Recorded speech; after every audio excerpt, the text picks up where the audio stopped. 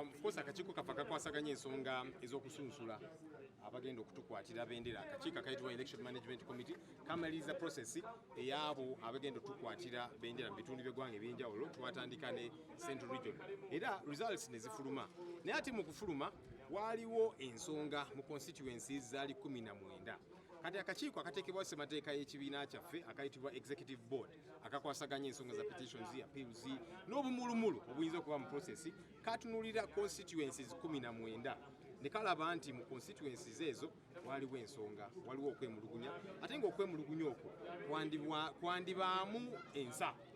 Kati nga bakulembeze bwe mulaba okwemulugunya nga waliwo ensonga, kyetaagisiza ddala obutagibuusa maaso ensonga eyo. So akakiiko kaffe akayitibwa Executive Board ne kasalawo nti mu constituencies zino 19 process eno okusookera ddala eddibwemu.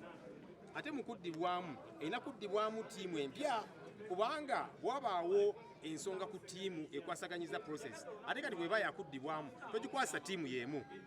Ate kati complaints era okwemulugunya kwe kumu kwe kujja okukomawo. Kati oba olina kukwasa ttiimu empya etalina kakwate konna n'eri ttiimu ebaddewo, nabo kati process bagikwasaganye bupya, era nga tusuubira nti bagenda kukola ekirina okukolebwa abantu baffe bafune obwenkanya. Kati eno ttiimu enkadde mwagijjemu obwesigwa tetukyaddamu girabako. Weewaawo si bwe kiri bwe kityo, naye oli bwe yeemulugunya ku ttiimu eno ate kaakati toyinza kuddira ttiimu emu n'ogamba nti kati okwemulugunya kuno ate mukutunulemu, era bajja kuddamu beemulugunya ekintu kyekimu kwaba abantu.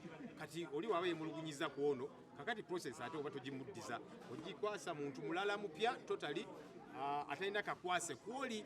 Otherwise bw'ogiddiza ate bali be beemulugunyako era bajja kuddamu beemulugunye nti ate kati abo betwemulugunyako ate kati be babizzeemu era bakoze ensobi zeezimu oba ensonga tebazikwasaganyiza nga bwe kirina okubeera. So kati kiba ne mu mateeka bwe kirina okubeera nti kakati ate ttiimu empya ebeena okukwasaganya ensonga zino kubanga eri ttiimu bagyemulugunyizaako. Ttiimu eyaffe kati empya eriko, omanyi waliwo ensonga ezimu kati tugenze ne tuyigamukko.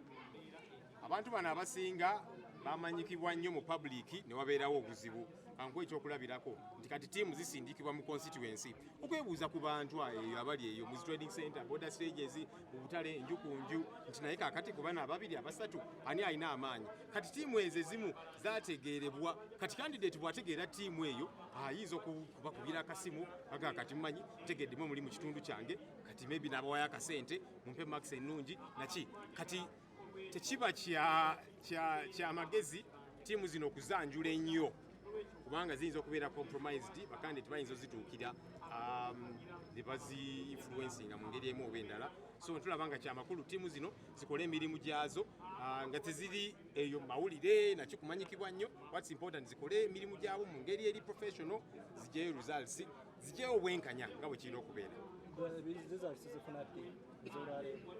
Kuno okuddibwamu tusuubira nti olunaku olwaleero olunaggwera tusuubira nti results zino zijja kubanga zifulumye. Ttiimu zitutegeezezaako nga bukulembeze nti zidduka speed, zikola ekisoboka okulaba nga results zino zifuluma mangu, bannaffe bategeere ani agenda otukwatira bendera.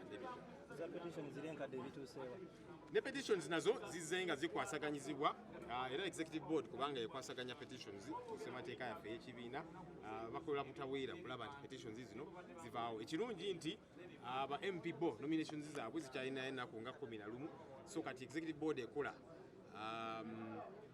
emisana n'ekiro kulaba nti mu nnaku nga 2 ekinene nnyo petitions zino nazo zikolebwako ne zivaawo, abantu bafune obwenkanya, tutegeere mu bifo bino ebikyalinako okwebuuza ani agenda otukwatira bendera. Of course ng'ekibiina bwe twamaliriza process akakiiko akayitibwa Election Management Committee bwe kamaliriza process ey'okusunsula abo abagenda okutukwatira bendera,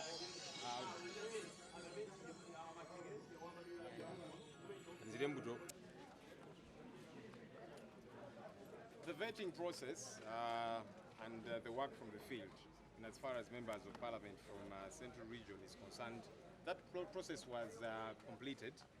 But the executive board, which really handles appeals, petitions, that's an organ of the party that is put in place by our party constitution, got these petitions, got these concerns, and also looked at how these processes were conducted, and in the wisdom of the executive board, in 19 constituencies, there were certain concerns, there were certain complaints, which were legitimate. And you know, once there are legitimate concerns, as leaders, it's important that you get to look at them.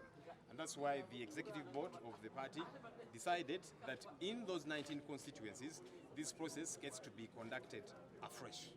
And it being conducted afresh, that's also by a new team altogether. And so the vetting gets to be done by a new team, but also different people, a new teams altogether get to be sent to all the 19 constituencies to establish what is coming from the ground. What are people saying about these 2, 3, or whatever number of aspirants that are interested in getting the flag of NUP. So that's why it was important to reconduct this process in these 19 constituencies, because there were legitimate concerns.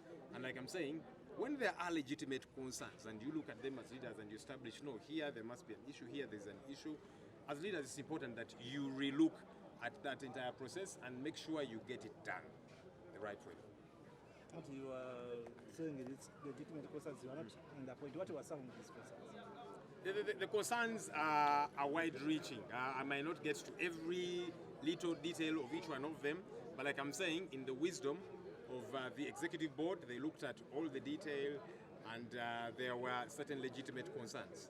And like I'm saying, that as leaders, when you look at the process and there are certain legitimate concerns, and there were legitimate concerns within these 19 constituencies, it was thought wise to redo this entire process such that it gets to be done right. And what that means is, you see, when the process is done right, even the loser is comfortable as long as they have confidence in the entire process. So once there are concerns about the confidence, about the legitimacy, about how the process has been conducted in particular areas, there were concerns about potential bias, some of the people that did conduct the vetting and all of that, and it was wise by the executive board to say, no, there are issues here, let's get this done the right way. Tell us clearly, why